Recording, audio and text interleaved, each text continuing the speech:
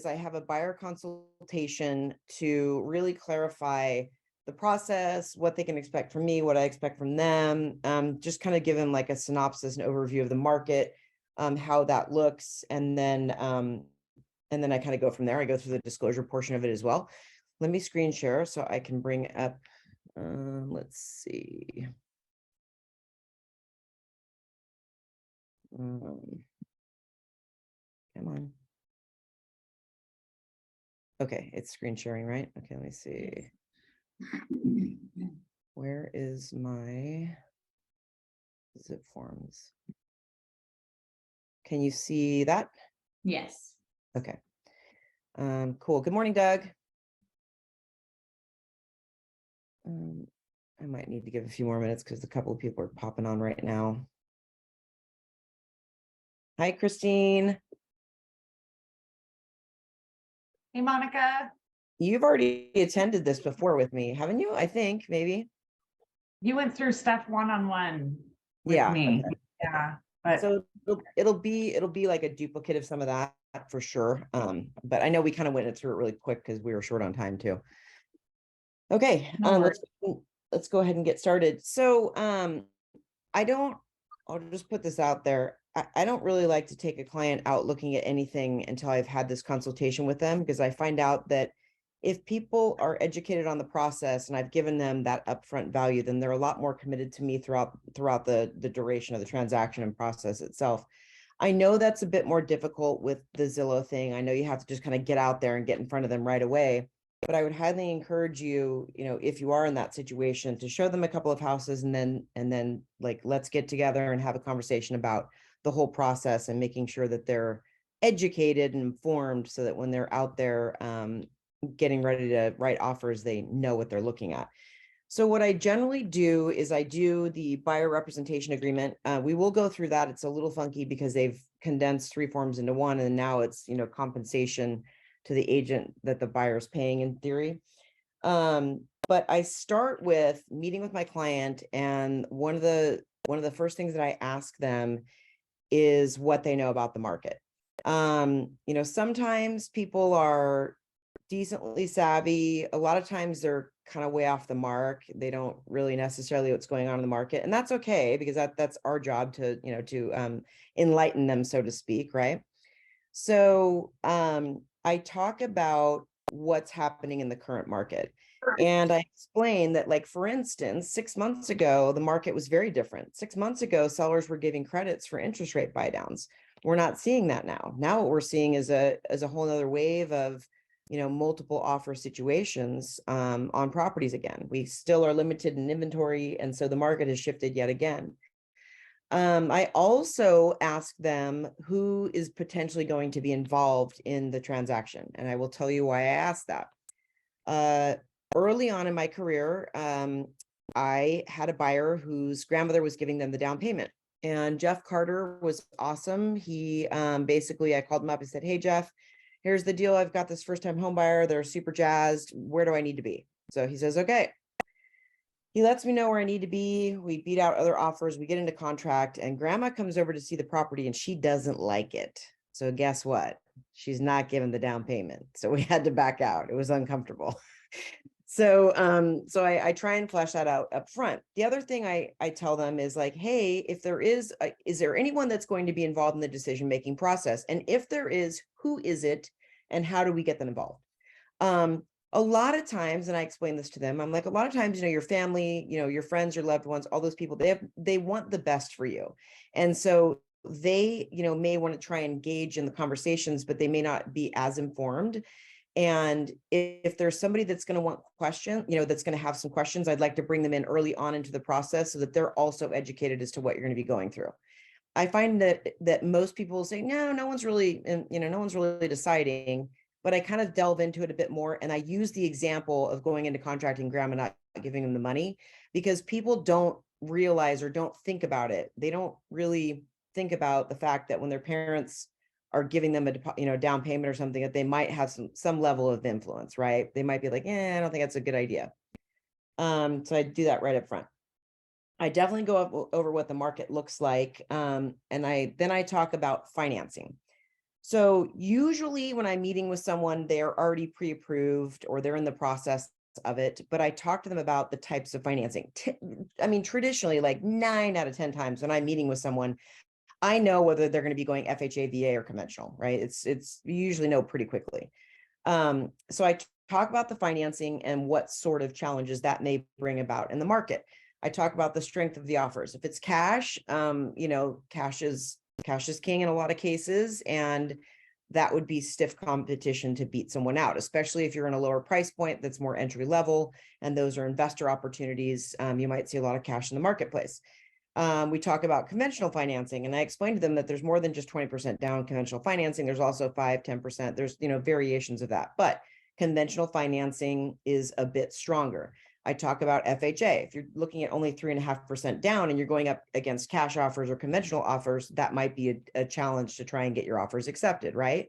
Because they're looking at the worthiness of, your financial ability and how much money and how much skin you have in the game.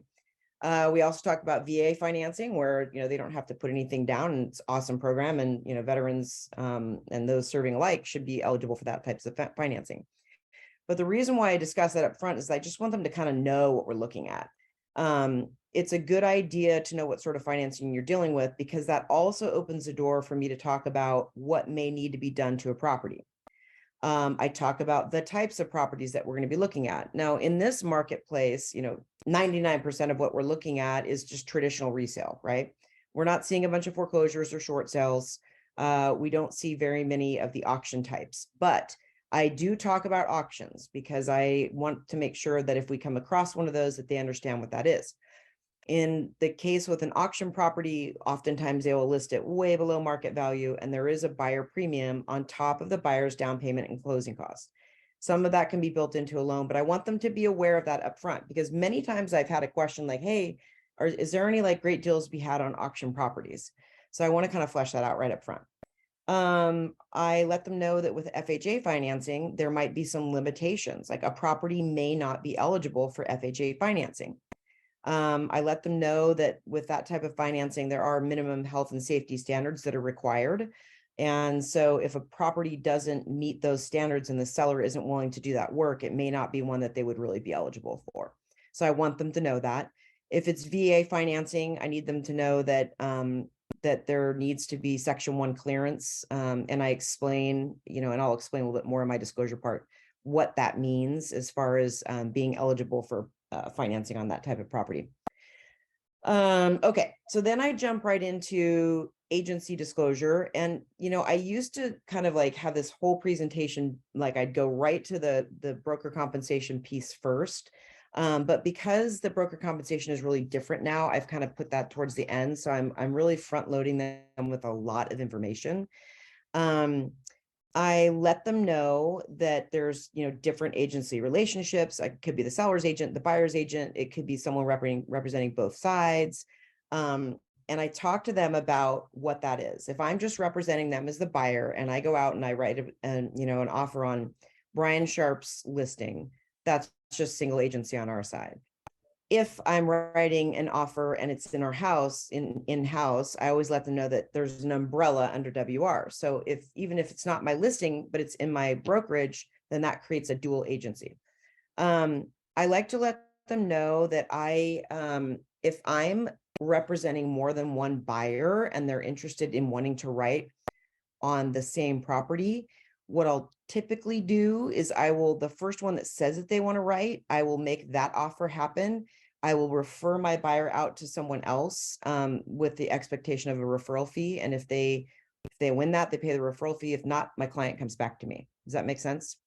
And I basically let them know that, I have a fiduciary responsibility to all parties involved, but I want to honor and respect the first fiduciary that I had.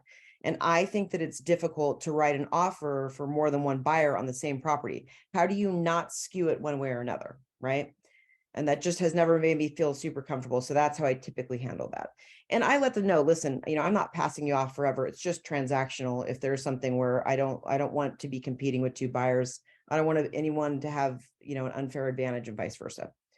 So that's how I talk about agency. I definitely talk about double ending properties. I don't double end a lot of properties, but I let them know, hey, you have the, it's your option. You could decide that you don't want to look at anything that I have listed. You could decide that you don't want to look at anything that's listed in my brokerage because it's creating a dual agency. In my career, I've never had that happen, but it's at their discretion. They could say, hey, I don't want to, I don't want to write anything in your office, which would be ridiculous because that's where you probably get the best advantage. But there have been people in the past that didn't like that concept. The Fair Housing and Discrimination Advisory, I just kind of basically just really go over this really quick and just state that we want to make sure that things are fair and equitable in the marketplace, and that no one's being discriminated upon. People generally understand that as a whole. And I also let them know that we do receive training on that, making sure that that things are being fair, and that sellers aren't allowed to discriminate. They're only really allowed to look at the merits of the offer itself, not about the person as the individual. I tell them that this form, possible representation of more than one buyer or seller, is in every contract that you write as well. And it's basically what I just explained to them, which is there could be multiple buyers, could be multiple sellers, dual agency. And I also let them know that, again, it's a situation where it could be in our office, and that would create a dual agency as well. The wire fraud and electronic funds, pretty straightforward. And I just let them know that wire fraud has, been on the rise in the past. And I tell them straight up, listen, once we go into contract, you're going to have to do an earnest money deposit. And I explain that when I go through the contract as well. But I let them know that that goes to the title company, and that I am never sending them wire instructions for them to wire their funds. That's going to come directly from the title company. So if they get some sort of weird email from me or otherwise, a phone call needs to be made, because it's not necessarily me. We did have a situation a couple years ago in our office where somebody's email got hacked, and a buyer did wire funds to somebody, which was kind of scary. I think it was like 12 grand or something like that.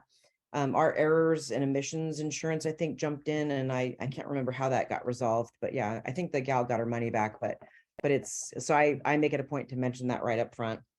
And I always tell them that traditionally the title company is going to call them directly as well, just to verify that. So, and the title company will give them wiring instructions, and they can do it online and make sure it's secure, but that's at their discretion.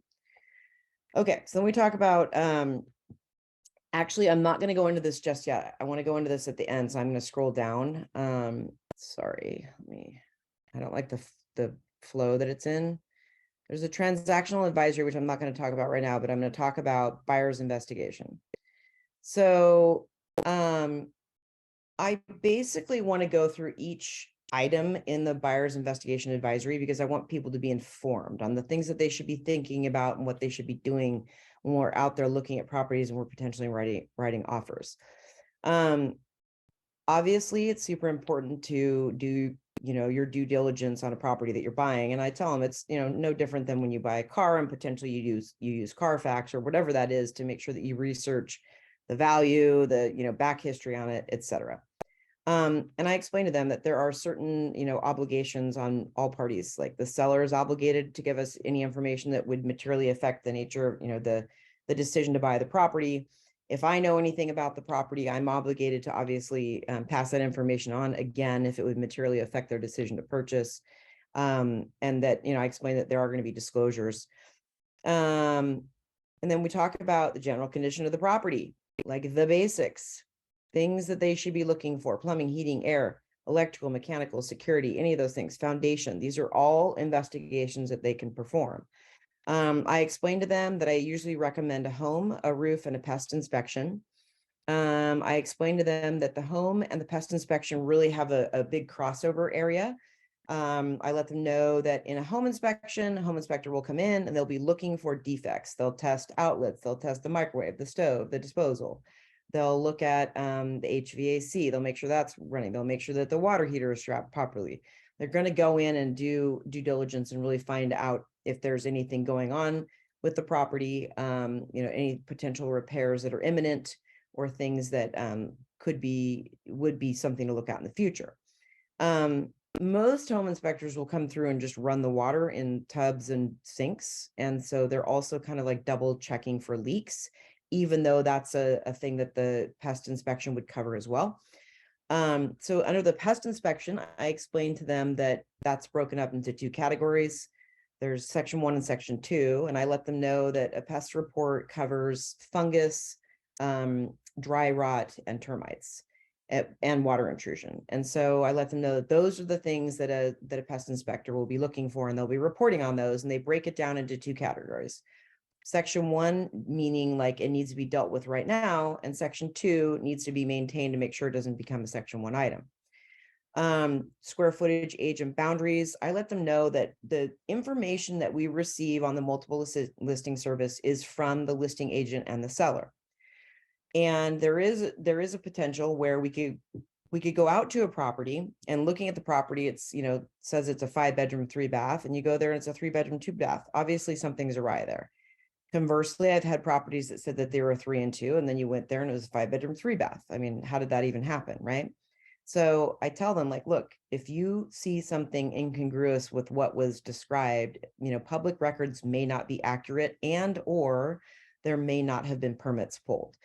I use the example in the city of Brentwood. The buyer can go to the city of Brentwood, they can give an address, and they can do like a permit roll for you, and they can take a look and see, what's been pulled, if anything, right? So that's something that they would want to investigate. Wood destroying pests, I just talked about that. That's part of the pest report. And, obviously I encourage them to be looking at that. Out here, a lot of what we have is slab foundations. So we don't necessarily see that a whole lot. I have seen some pretty good termite tubes on slab, which was kind of surprising. But if you're looking at a raised foundation and there's cellulose and any debris beneath the house, that's a, feeding ground, any wood or anything like that, that's a feeding ground for termites. So people want to be on the lookout for that. Soil stability.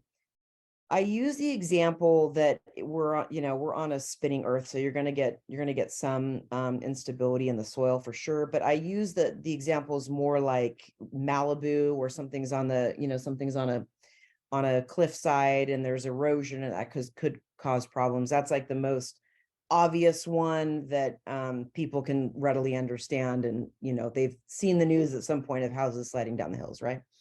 Also in the soil stability, I bring up that there was a case several years back where there was a lawsuit because the seller had basically redone a whole retaining wall because there was a landslide that happened, but they didn't tell the buyer about that. And then there was a landslide again, and guess who got sued? Seller got sued, but also the realtors, because somehow it was their fault that there was a landslide that they didn't know about. So in this particular case, it sounded like maybe the listing agent knew about it, but the buyer's agent didn't know anything about it. There was nothing on the disclosures about it. They, simply didn't know. So important to be doing, again, investigations and asking questions. And I explained to them that the seller has a fiduciary responsibility to let them know if something's been repaired. And a good example is maybe they think that there's no defects because it's been repaired. And I explained to them, seller really should disclose, hey, there was an issue and yes, we've repaired it. But oftentimes sellers will look at the form on the TDS and the SPQ and they'll say, well, there is no defect now, so I'm not going to mention anything, right? But they should always mention. So water utilities, well system components, and waste disposal. Most of what we deal with out here or in Sonoma, in most of the areas, everything is usually on public sewer and city water or whatever. But I let them know that, if they're on sewer, if they're out on if they're on land and they have a well or they have septic, that's a different level of investigation, and they would need to make sure that the water was, safe for consumption, and that they would need to make sure that the system, was working properly. And so those are investigations that they would want. What's the question? Jeff shared with me, if a seller thinks to ask if something needs to be disclosed, and it's a general rule, just always disclose. Exactly. Yeah, that's totally the case. Okay, and then environmental hazards. So I let them know that there's the natural hazard disclosure report, which is like a nauseating 69 pages or more, and that most people don't really read it, but it's actually very informative. It will let them know if the property, is adjacent to munitions, underground tanks, pipeline, gas pipelines, if there's nature habitats that are protected, like for instance, there's burrowing owls. There is a red-legged tree frog that's also protected. So there are different species of wildlife that are protected as well. And so those things will come up in them, and they will also list, and I don't know if everyone knows this on an NHD, but it also will talk about taxation. So if there's special taxes, Melrose, anything like that, it will be in the natural hazard report as well. So people just they don't think about all of the stuff that's included in there, and it actually goes way further than one would think. So it's an excellent resource. Earthquakes and flooding, obviously I cover with them that certainly if they're in an area where there's seismic activities, if you're along the Hayward fault line, if you're in San Francisco, those are, a little bit larger concern out there. But you could get an earthquake really anyway. And I talk about flooding. We don't really have flood zones out here, but I let them know that, like, for instance, if you're in Bethel Island, that's levee shores up, and that could potentially create a flood environment. A lot of the homes out there are up on stilts, to make sure. And then we talk about the insurance required for those. Obviously, if flood insurance is required, that's a different thing. General insurance doesn't cover earthquakes. So those are all things that people need to be aware of when they're investigating properties. We talked about building permits a little bit already, and making sure that that's done, but it's also important to know the zoning. Most of what we're dealing with is residential. But the one thing to be wary of is that you could be in a situation where a property is conforming, non-conforming. A perfect example of this is the listing I have on Brentwood Boulevard that I can't sell to save my life for forever. So that property is conforming, non-conforming. So it's basically it's quasi-commercial, but it could be residential. And a lot of times if something is existing as a commercial or residential property and the zoning is inaccurate, they'll call it conforming, non-conforming. And then when a transfer of sale occurs, then they're going to require that it become conforming. I don't know if you guys have ever heard that before, but that is definitely a thing. So if people are looking for, maybe they want to subdivide the property, maybe they want to know if they can do a house on the property, and then they want to do an RV storage thing as a business on the property. So zoning is going to be crucial to those types of needs for a buyer. And if they're looking to do something specific, and they're going to want to investigate either with the city or with the county, depending on what it is. And Discovery Bay would be the county. Well, we have town in Discovery Bay too, but it just depends on the area that it's in. Rental property restrictions. If somebody is looking for their principal residence, it doesn't necessarily come into play. But if somebody's looking for investment opportunity, and for instance they're looking at a condo association, oftentimes there's like a max percentage of rentals that'll be allowed within that development. So that might be something for people to think about if they're looking at any sort of investment property. Security and safety. So I talk about these next two together: neighborhood, area, subdivision, conditions, personal factors. I always tell people, look, I know the neighborhoods really well, but I'm not allowed to disclose, steer, red line, anything like that. I can't tell you whether or not it's a good neighborhood or not. Not allowed to do that. I could potentially be steering and creating a level of discrimination that simply isn't allowed. So what I let people know is that I would highly recommend that they visit the neighboring, the neighbor area morning, noon, and night. When I'm driving with clients through a neighborhood and they're wondering if the neighborhood's good, I will tell them to look around and see what they think the pride of ownership looks like. Sometimes you've got actually a really great neighbor, but he's that old dude that has 3 cars and half of them are on blocks or whatever. I also tell them, like, think about how would you feel walking around the neighborhood with your daughter in the stroller and your dog in tow? Is this a neighborhood where you think that you would feel comfortable? And I let them know, like, everyone's measure of comfort and safety is totally different. And I use the example for a couple that I had years ago. They were coming from Hayward. We were looking in a subdivision, and I would not live in this particular subdivision, but I just said, hey, how would you feel walking around? Take a look around, how do you feel, type thing. And they're like, this is like Taj Mahal. We're coming from Hayward, where we're caught up in gang wars all the time. So they were like, this is great. This is a perfect neighborhood. And I'm like, I would never live there. So, so it's all relative, you know, and I always let people know too, you know, like some factors are different. Like you may be looking at totally different things than me. So it's got to be what makes you comfortable. I also tell them that it's a good idea. Like if there's an opportunity, if they really want to know about the neighborhood, I said, it's a double-edged sword. But your neighbors know what's going on. They know who lost their job and hasn't told their wife. They know who's having an affair. And they know who absolutely doesn't work at all. They know who has all the parties. Like they know, no one knows the neighborhood more than like the neighbors that live there, right? So if there's an opportunity to run into somebody, you know, it might not be a bad idea to say, hey, I'm considering buying this house. You know, how long have you been here type thing. A lot of times if I'm showing property and I see a neighbor, I will initiate those conversations as well.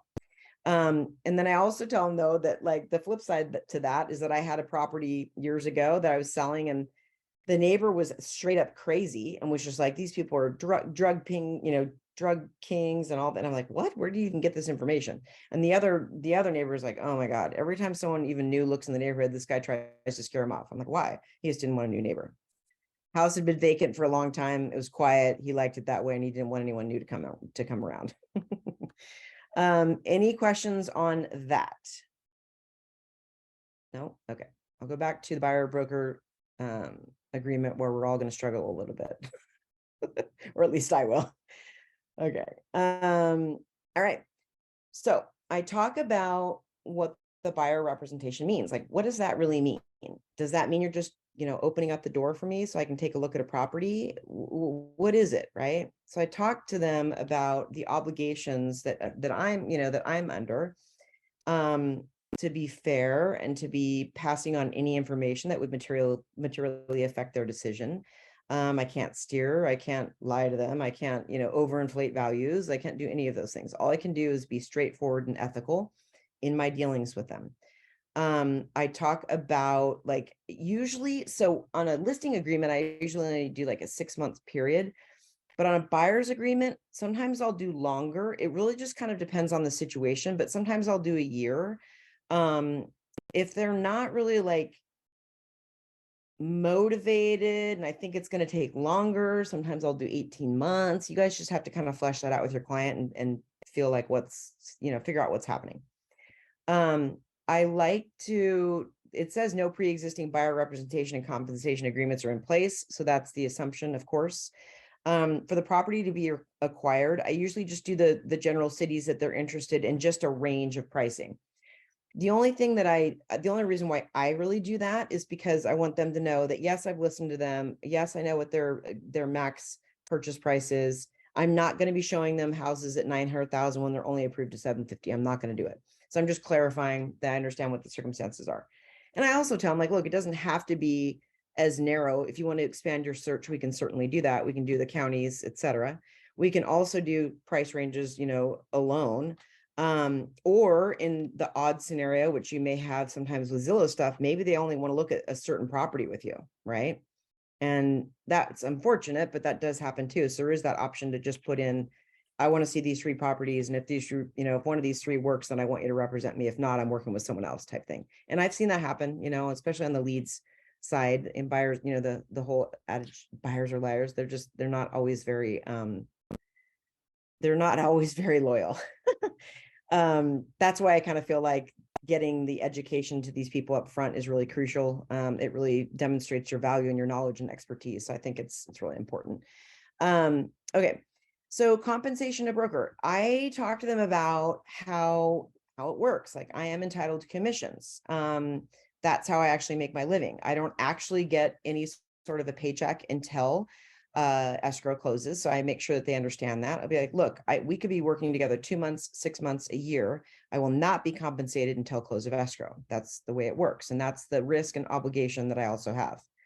I let them know that for the most part, normally the seller pays the buyer's commission. That's pretty much customary, but there are circumstances upon which that doesn't happen.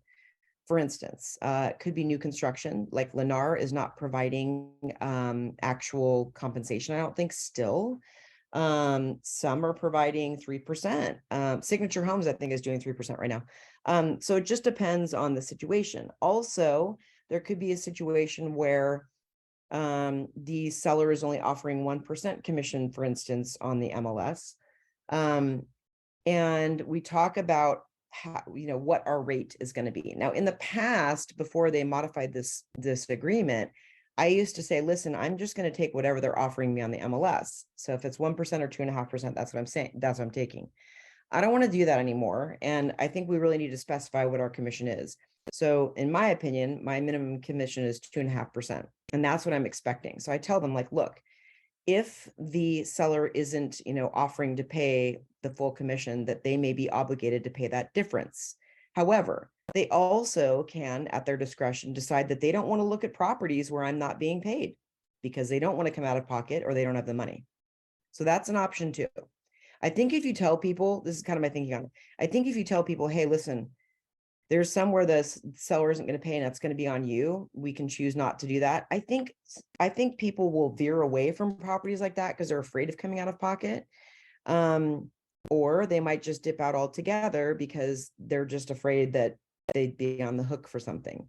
But like a listing agreement, we should have an agreement with our buyers. I always do a buyer broker agreement.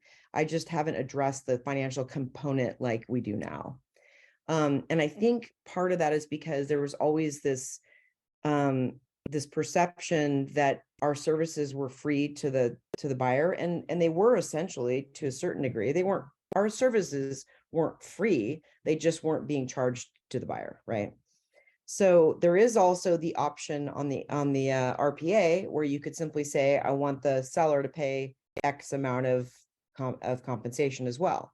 So you could ask, if they aren't already offering up the commission, you could ask them to pay it. So that's an option as well. Does that make sense?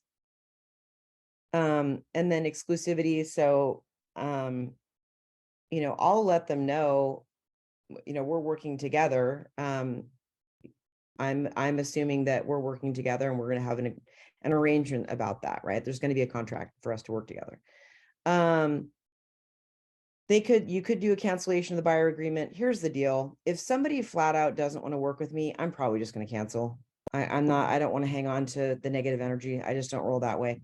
I've had to cancel on a buyer before because they're just being completely unrealistic and they weren't being respectful of my time and knowledge. So that happens sometimes too. But yeah, I think it's a good idea to get into a buyer broker agreement with your clients like every time.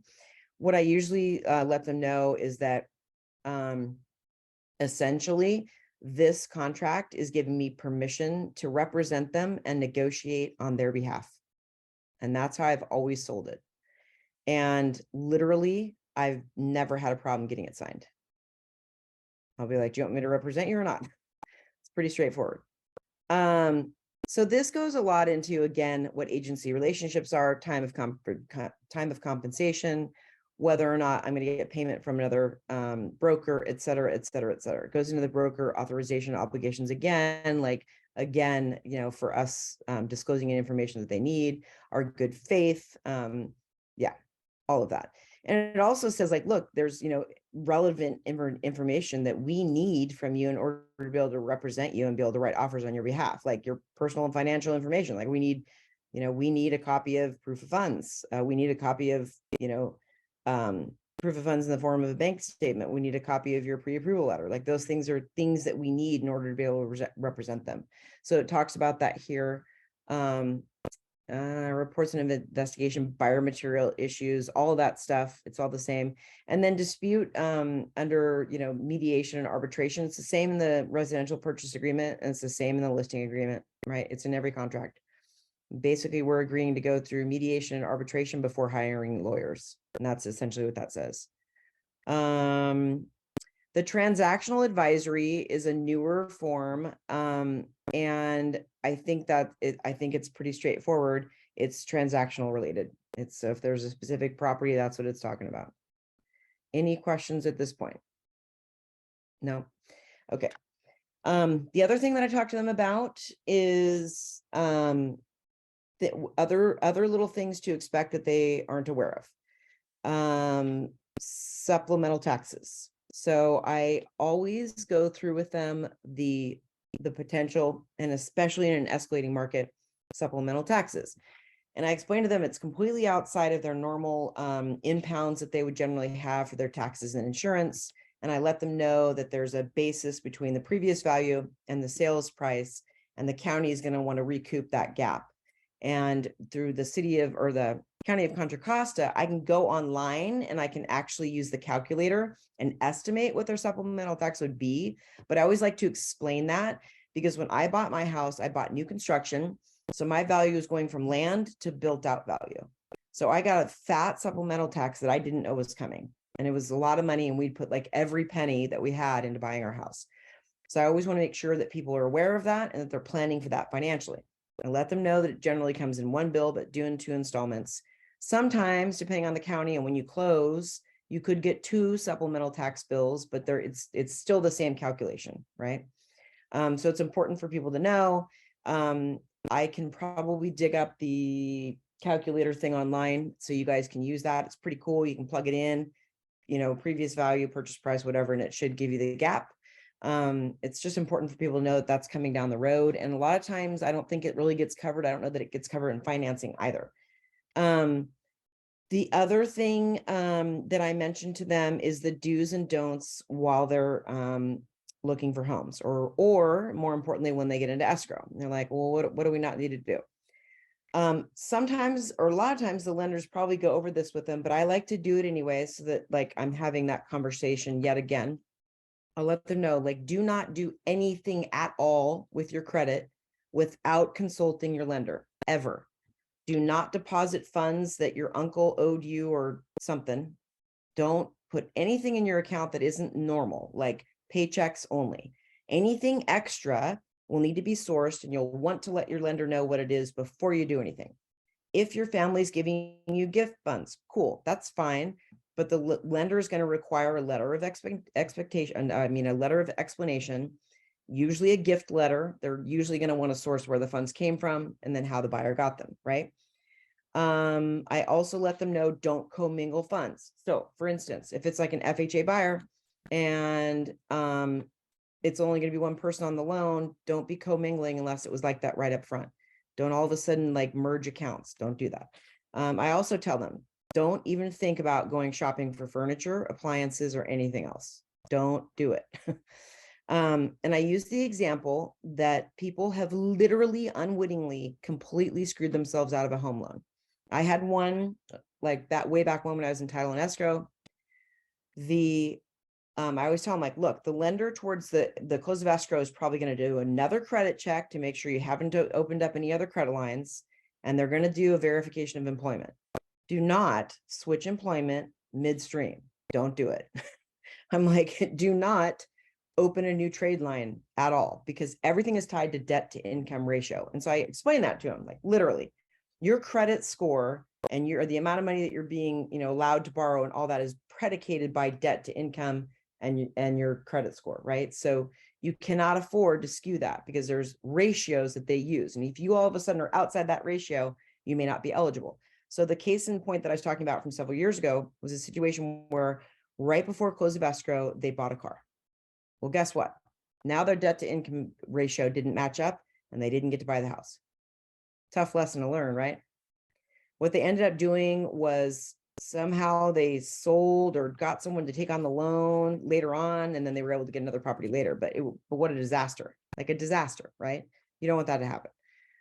So I bring that up just so that they're aware. And, a lot of times that's covered on the lender side, but the lenders always really appreciate it if you reiterate that, because people go, they go rogue.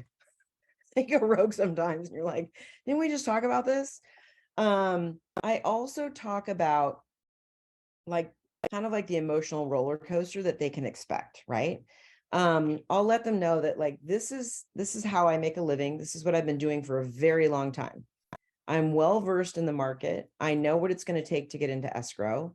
And I'm hoping that they're going to lean upon me and trust in my expertise, right?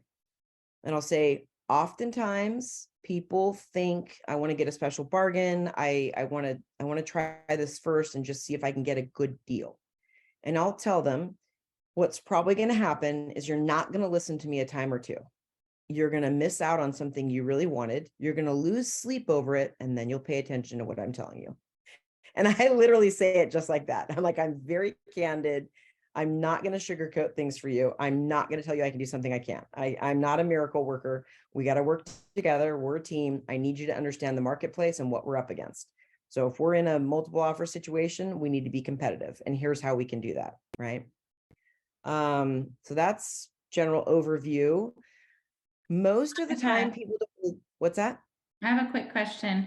Sure. On I think I ran into this with one of my clients. So maternity leave, does that count or affect from your experience from qualifications? And sometimes depending on where you're at in the maternity leave and if your company is actually compensating you.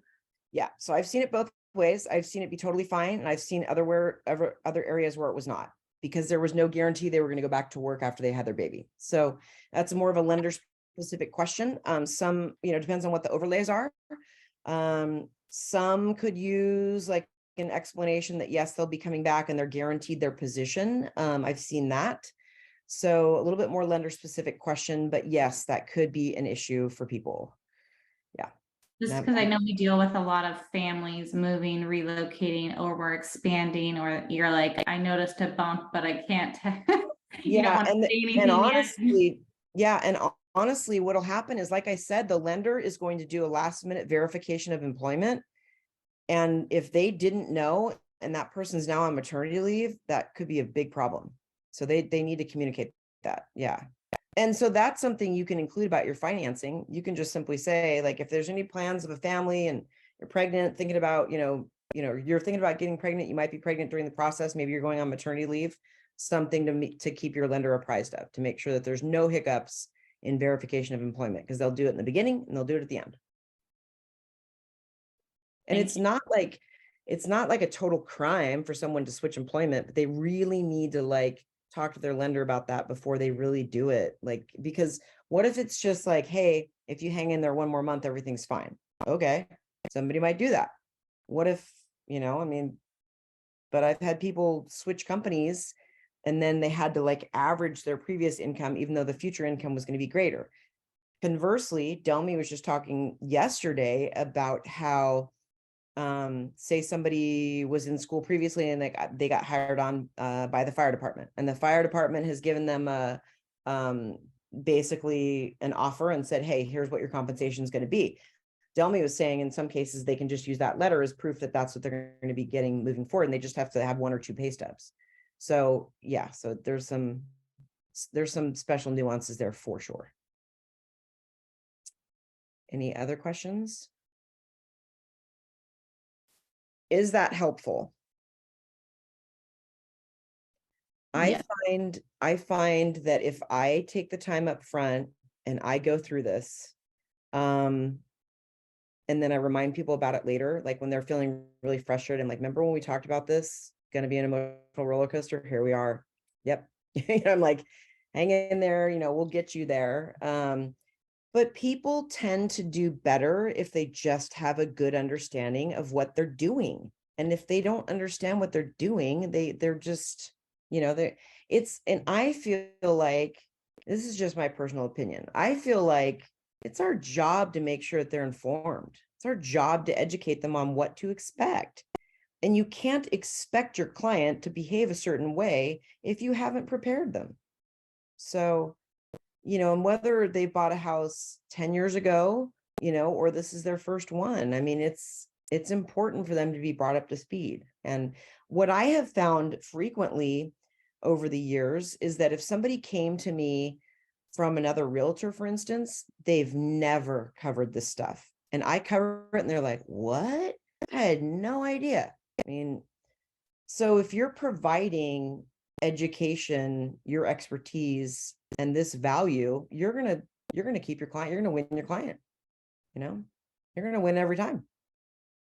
It's the same thing when you're doing a listing agreement, right? You tell them exactly what they can expect from you and what the process is going to be like. What the market is, if there's going to be, multiple offers, or if there's going to need to be some seller concessions. I mean, you know, all that, right?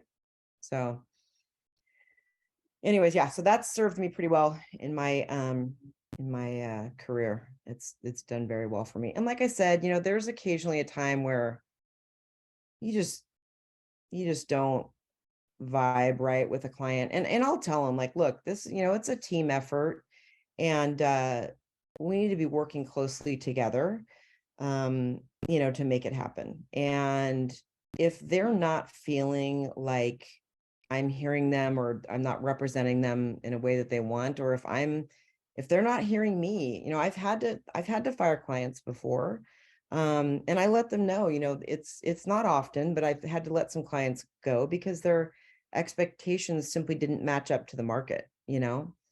I had a client that over and over and over again wanted to offer below market when it was multiple offers and everything was going over. Like, what are you doing? You know what I mean? What's the point? Or are we just writing to write? I mean, doesn't make any sense. And I've had to tell people, like, I've had a couple of times where people were in that category and they just kept writing under and writing under. And I've gone back and said, you know what? Here's the deal. I think we just really need to pull back. I think we just need to take a break, and let's come back to this when you're ready to be competitive, because we aren't winning in this market. And I'm candid like that, you guys. I'm very candid. And, you know, and I'll tell, and that's part of the initial conversation I have too, is that I'm going to be very candid with them, and I want them to be informed. I want them to know what's going on. I want to give them the highest, you know, possibility of being successful. Okay. Alex, any questions? No, no questions. All good. Thanks. Cool. No problem. Melissa, you good too? Yeah, I'm good. Okay. Doug, Christine, Yep, all good, thank you. you're welcome. So All right, guys. my question is, how do you gateway into this form to going over it? So, as far as getting them in front of me to do it, Yeah. yeah. Like So what time? like immediately. Okay. So what I usually do, so I understand if it's Zillow, you're just rushing out there and you're showing them the property. And what I'll usually do is say, because you're gonna know when you're showing them the property very quickly, like, are they a first-time home buyer? You know, are they an investor? What's the situation? But even if they're an investor, I try and pull them in. So I'll say, like, look, before we really go any further, it's super important that we get together and that I explain to you what's going on so that you can succeed in this market. And they'll be like, oh, okay. And I'll just say, look, it's, you know, it doesn't have to be super long, 30 to 45 minutes. Want to give you an overview of what's happening, what you can expect of me, you know, what the market's going to be like, how it's all going to work. We're going to get all of those questions answered for you. And then when we go out looking, you're ready to go. Yeah. So I did come up with a question. So because of Zillow, it seems like a lot of mine have been Silicon Valley, or, you know, they're coming from quite a distance, and just coordinating even times to get in to see showings is sometimes difficult. So would you recommend in that type of situation is offering to do this type of thing, do it over a Zoom and just share the screen? Absolutely. I've done many. I did a lot of them over Zoom because of the pandemic, but absolutely. And I offer that to them. I'm like, look, this is really crucial. I would prefer for us to get in person, but if we can't do that, let's at least set up a Zoom so that we can get all this information to you and you're educated and ready to go. Right. And you can just preface it where, like, I know and respect your time, and Yes, that kind of thing. absolutely. But I think I definitely, I want to respect your time, but it's crucial that you get this information from me. Yeah. The other thing is too, I really don't want to go shopping unless someone's got a pre-approval. And I simply explain to them that it's not a good idea, because we're potentially looking at properties that they wouldn't be comfortable with a payment on. And I don't usually say that you can't afford. I just will say, look, we want to make sure that we're looking at properties in the price range that'll have a mortgage that you're comfortable with. And so then that's kind of my way of saying, we're not looking until we know what you can afford, but I am saying that, you know what I mean? It's just it's the way I'm saying it. What was that, Doug? Yeah, I say they kind of the same thing. I would say if you're not comfortable with your monthly, you're not gonna be comfortable with the house. So we need to figure out the monthly so we can figure out the house. Exactly. Yeah. You know, because you could be living in a beautiful house, but if you're sweating your monthly every month, you're not gonna be happy with that house at all, ever. No, not at all. That's true. Yeah, super true. I personally loved it when we were in the everything's moving so fast phase and they required, in order for you to book an appointment, that you had to show your proof of funds and your pre-approval, because it really weaned out the little looky-loos Yep. and And you saved me a lot of gas money. Yeah, and you know what? And I will, we don't see a ton of them being required, but I'll tell the buyer that. I'll say, listen, another thing to consider is that oftentimes sellers want to see a pre-approval before showing their home because they want to make sure that anyone that's actually coming in is legitimately qualified to purchase. And people are like, oh, okay. So even though that's not required and everything, if you just say that sellers may require that and they are requiring it, it would be important to put your best foot forward. All right, Hey, guys. good to know that I'm not the only one that's slightly fudged on that as well. No, I Because mean, sometimes of the list of houses, there might be one that requires it, so you're like, well, you might as well just have it put together. yeah.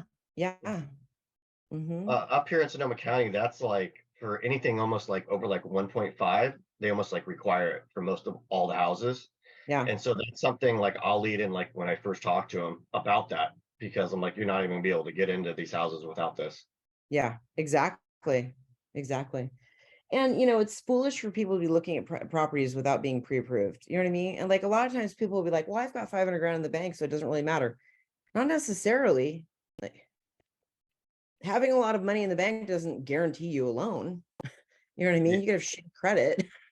You could be getting a Horrible debt to $500,000 income. house. What's that? You could get a $500,000 house for your $500,000 in the bank. Exactly. Realistically, not even that. It'd be like 425 or whatever it's gonna be. Yeah. It's hilarious. Oh boy. All right. Okay, guys. I think that's it, unless there's any more questions. All right, everyone. I hope everyone has a great rest of the day. Thank you, Monica. You're so welcome, guys. Hi, everybody. Thank Thank you. See you later. Bye. Thank Bye, you. thank you. Bye.